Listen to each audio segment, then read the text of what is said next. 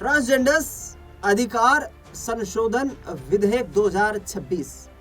Transgenders जो एक विशेष समुदाय है, हमारे समाज के लोग जो अपने आप को समाज से अलग समझते हैं, उनको सरकार सशक्त बनाने के लिए संसद में एक विधेयक लेकर के आई, लोकसभा में, राज्यसभा में पारित करवाया गया।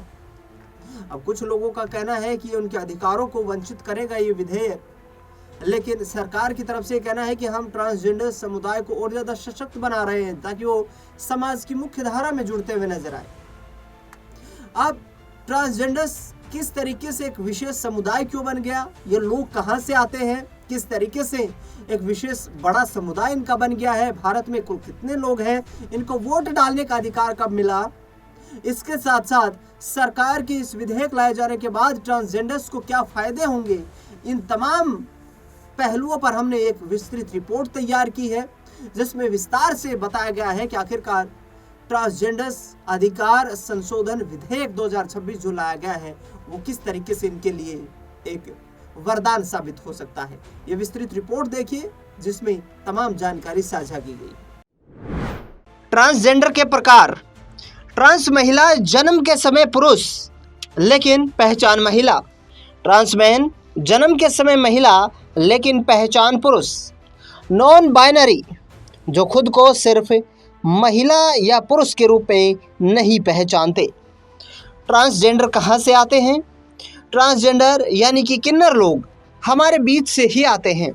वे किसी भी समुदाय, परिवार या नस्ल से सामान्य बच्चे की तरह ही पैदा होते हैं। ये प्राकृतिक जेंडर पहचान है, न कि कोई बीमारी या अपराध।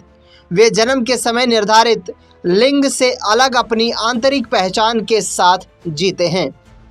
ट्रांसजेंडर का रहन सहन। परिवार। भारत में ट्रांसजेंडर व्यक्तियों का रहन सहन और पारिवारिक जीवन अक्सर सामाजिक अस्वीकृति के कारण चुनौतियों भरा होता है। कई ट्रांसजेंडर लोग अपने जैविक परिवार से अलग होकर गुरु चेला परंपरा के तहत समुदाय यानी कि किन्नर समाज में एक वैकल्पिक परिवार बनाकर रहते हैं। हालांकि शिक्षा, रोजगार और गरिमापूर्ण जीवन के लिए संघर्ष के बीच अब वे सामान्य जीवन, शादी और पितृत्व की ओर आगे बढ़ रहे हैं। सामान्य परिवार से ट्रांसजेंडर परिवार में जाने की विधि और प्रथा क्या है?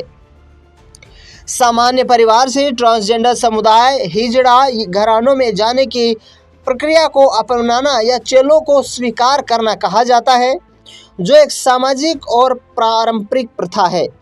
इसमें गुरु चेला परंपरा के तहत शामिल होना, नई पहचान का प्रमाण पत्र डीएम ऑफिस के माध्यम से लेना और भावनात्मक स्वीकृति के साथ समुदाय का हिस्सा बनना शामिल है। ट्रांसजेंडर परिवार में जाने की प्रक्रिया और प्रथाएं। गुरु का चुनाव और स्वीकृति। यह समुदाय गुरु चेला परंपरा पर चलता है। किसी ट्रांसजेंडर व्यक्ति को उस घराने या गुरु के पास जाना होता है जिसे वे अपना गुरु यानी कि माँ बनाना चाहते हैं। यदि गुरु उन्हें अपना लेते हैं तो वह उस घर का हिस्सा बन जाते हैं। गुरु द्वारा स्वीकार किए जाने के बाद व्यक्ति उस परिवार समुदाय का हिस्सा बन जाता है। इस प्रक्रिया में अक्सर एक नई पहचान और नाम दिया जाता है। कानूनी मान्यता की बात करें तो ट्रांसजेंडर व्यक्ति अधिकारों का संरक्षण अधिनियम 2019 के तहत व्यक्ति जिला अधिकारी डीएम को आवेदन देकर अपनी लिंग पहचान को ट्रांसजेंडर के रूप में प्रमाणित करवा सकता है, जो उनकी कानूनी परिवार से अलग एक नई पहचान स्थापित करता है। ट्रांसजेंडर का रहन सहन और परिवार से जुड़ी मुख्य बातें। पारिवारिक अस्वीकृति और वैकल्पिक परिवार भेदभाव के कारण बहुत से ट्रांसजेंडर को अपना घर छोड़ना पड़ता है। वे अन्य ट्रांसजेंडर लोगों के साथ मिलकर सामुदायिक घरों या शेल्टर होम्स जैसे गरिमा गृह में रहते हैं, जहां उन्हें भावनात्मक और वित्तीय सुरक्षा मिलती है।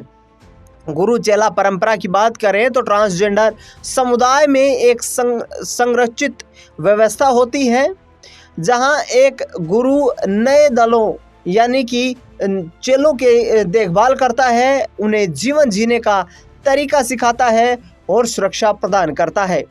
सामाजिक चुनौतियां। अपनी पहचान सामने आने पर उन्हें परिवार में भेदभाव, दुर्व्यवहार या बेघर होने जैसी समस्याओं का सामना करना पड़ सकता है।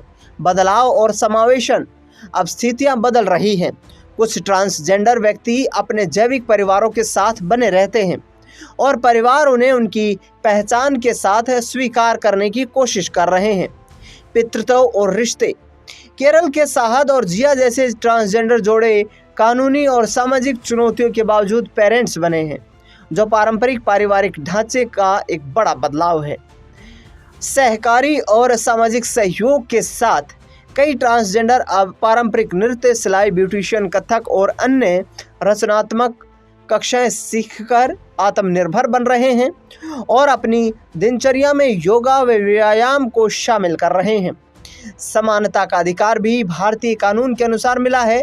ट्रांसजेंडर व्यक्ति भी व्यक्तिगत कानूनों जैसे हिंदू विवाह अधिनियम या विशेष विवाह अधिनियम 1954 के तहत शादी कर सकते हैं। ट्रांसजेंडर को जन्म से मृत्यु तक का संरक्षण कौन देता है? भारत में ट्रांसजेंडरों को जन्म से मृत्यु तक कानूनी और सामाजिक संरक्षण मुख्य रूप से ट्रांसजेंडर व्यक्ति अधिकारों का संरक्षण अधिनियम 2019 के तहत मिलता है। ये कानून उनके अधिकारों, भेदभाव से सुरक्षा और कल्याण यानी कि शिक्षा, स्वास्थ्य, रोजगार को सुनिश्चित करता है। मुख्य सुरक्षा तंत्र और प्रावधान। कानूनी अधिकार। सर्वोच्च न्यायालय के ऐतिहासिक नालसा 2014 के फैसले के अनुसार उन्हें थर्ड जेंडर के रूप में मान्यता प्राप्त है, जिससे उन्हें संवैधानिक अधिकार हासिल होते हैं। प्रशासनिक सुरक्षा की बात करें तो नियम 2020 के तहत जिला मजिस्ट्रेट और पुलिस महानिदेशक ट्रांसजेंडर संरक्षण प्रकोष्ठ के साथ मिलकर अपराधों की निगरानी करते हैं। कल्याणकारी योजनाओं की बात करें तो गरिमा गृह और स्माइल योजना के तहत आश्रय, भोजन, चिकित्सा और कौशल विकास प्रदान किया जाता है। राष्ट्रीय परिषद एनसीटी यानी कि सामाजिक न्याय या मंत्रालय के तहत गठित यह संस्था ट्रांसजेंडर संबंधित कानूनों और नीतियों के क्रियान्वयन को सुनिश्चित करती है। भारत में ट्रांसजेंडर समुदाय की संख्या कितनी है? 2011 की जनगणना के अनुसार भारत में ही ट्रांसजेंडर समुदाय की आधिकारिक संख्या लगभग 4.88 लाख है। इसमें अधिकांश आबादी लगभग 28.18% आंध्र प्रदेश, महाराष्ट्र और बिहार जैसे राज्यों में रहती है। हालांकि समुदाय के कई सदस्यों का मानना है कि वास्तविक संख्या इससे कहीं अधिक हो सकती है, क्योंकि सामाजिक कलंक के कारण कई लोग गणना में शामिल नहीं हो पाते। मुख्य तथ्यों की बात करें तो 2011 की जनगणना के अनुसार 4.88 लाख ट्रांसजेंडर व्यक्ति थे। साक्षरता दर की बात करें तो लगभग 46 से 56% के बीच साक्षरता दर है, जो औसत राष्ट्रीय दर से काफ़ी कम है। प्रमुख राज्यों की बात करें तो उत्तर प्रदेश, आंध्र प्रदेश, महाराष्ट्र, कर्नाटक में बड़ी आबादी रहती है। पहचान की बात करें तो 2014 से नालसा फैसले के बाद भारत में ट्रांसजेंडर व्यक्तियों को थर्ड जेंडर यानी कि तीसरे लिंग के रूप में कानूनी मान्यता प्राप्त है। और चुनौतियों की बात की जाए तो चुनौतियां भी काफ़ी जटिल नज़र आती हैं, जो कहीं ना कहीं इन परिवारों के लिए मुश्किलें खड़ी कर देती हैं।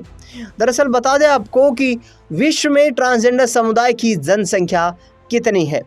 दुनिया भर में ट्रांसजेंडर समुदाय की सटीक संख्या निर्धारित करना मुश्किल है, लेकिन विभिन्न अध्ययनों के अनुसार ये वैश्विक आबादी 1% से भी कम नज़र आती है, जो कहीं ना कहीं ये दर्शाती है कि दुनिया में 0.1% से 0.6% तक ये आबादी है।